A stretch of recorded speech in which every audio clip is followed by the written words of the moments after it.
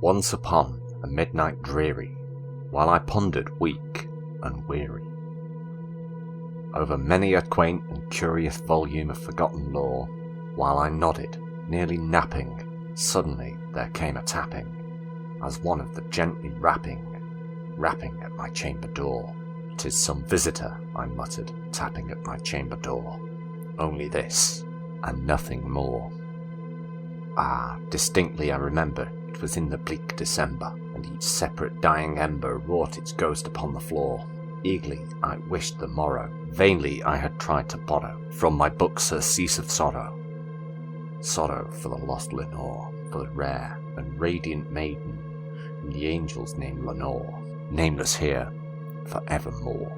And the silken sad uncertain rustling of each purple curtain thrilled me, filled me with fantastic terrors never felt before, so that now, to still the beating of my heart, I stood repeating, "'Tis some visitor entreating entrance at my chamber door. Some late visitor entreating entrance at my chamber door. This it is, and nothing more." Presently my soul grew stronger, hesitating then no longer. "Sir," said I, or "Madam, truly your forgiveness I implore, but the fact is, I was napping, and so gently you came rapping, and so faintly you came tapping at my chamber door, that I scarce was sure I heard you."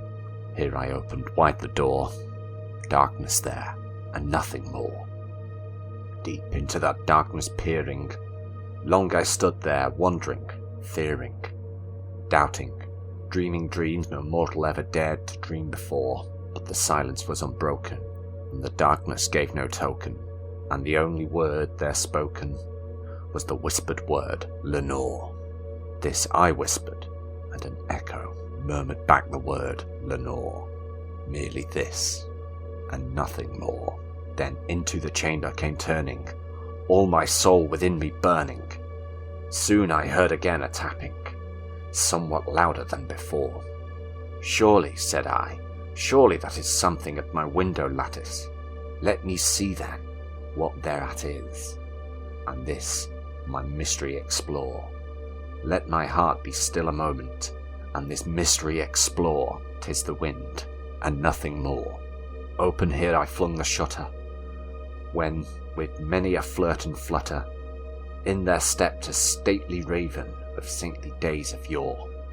Not the least obeisance made he, not an instant stopped or stayed he, but with the mien of lord or lady, perched above my chamber door, perched upon a bust of Pallas just above my chamber door, perched and sat, and nothing more.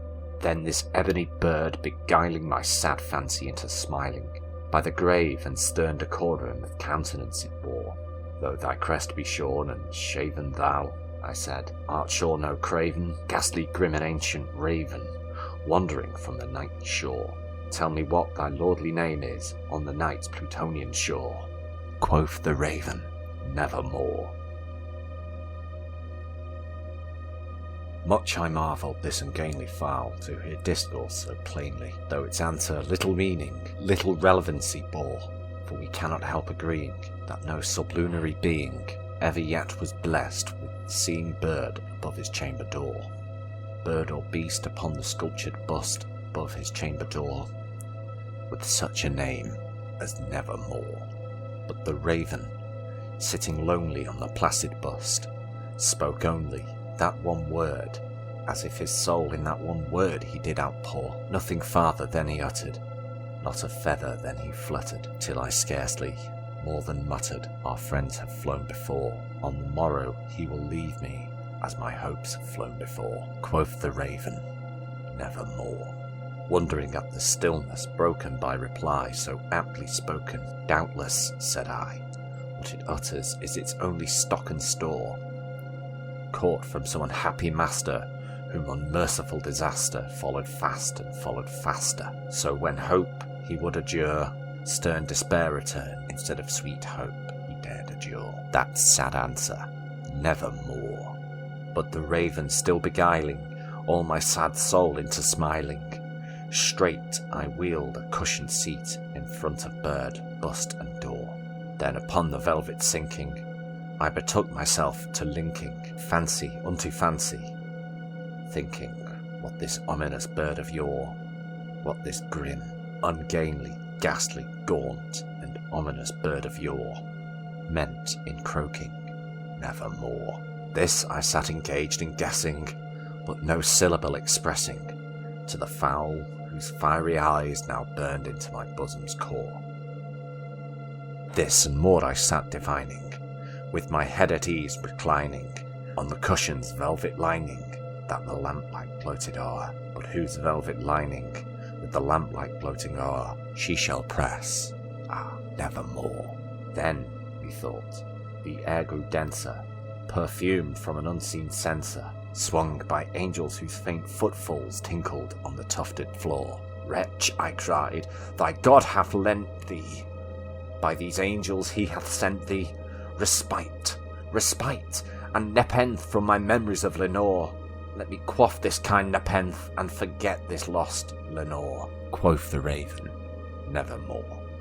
Prophet, said I, think of evil, prophet still if bird or devil, whether tempest sent, or whether tempest tossed thee here ashore, desolate yet all undaunted, on this desert land enchanted, on his home by horror haunted. Tell me truly, I implore, is there balm in Gilead? Tell me, I implore, quoth the raven, nevermore. Prophet, said I, think of evil, prophet still if bird or devil, by that heaven that bend above us, by that God we both adore, tell his soul with sorrow laden, if within the distant Aidenn it shall clasp a sainted maiden whom the angels name Lenore, clasp a rare and radiant maiden whom the angels name Lenore, quoth the raven, nevermore. Be that word our sign of parting, bird or fiend? I shrieked, upstarting. Get thee back into the tempest and the night's Plutonian shore. Leave no black plume as a token of that lie thy soul hath spoken. Leave my loneliness unbroken. Quit the bust above my door. Take thy beat from out my heart, and take thy form from off my door, quoth the raven, nevermore.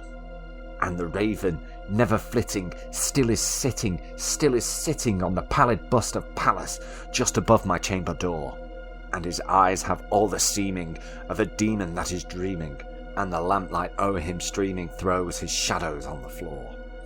And my soul from out that shadow that lies floating on the floor shall be lifted nevermore.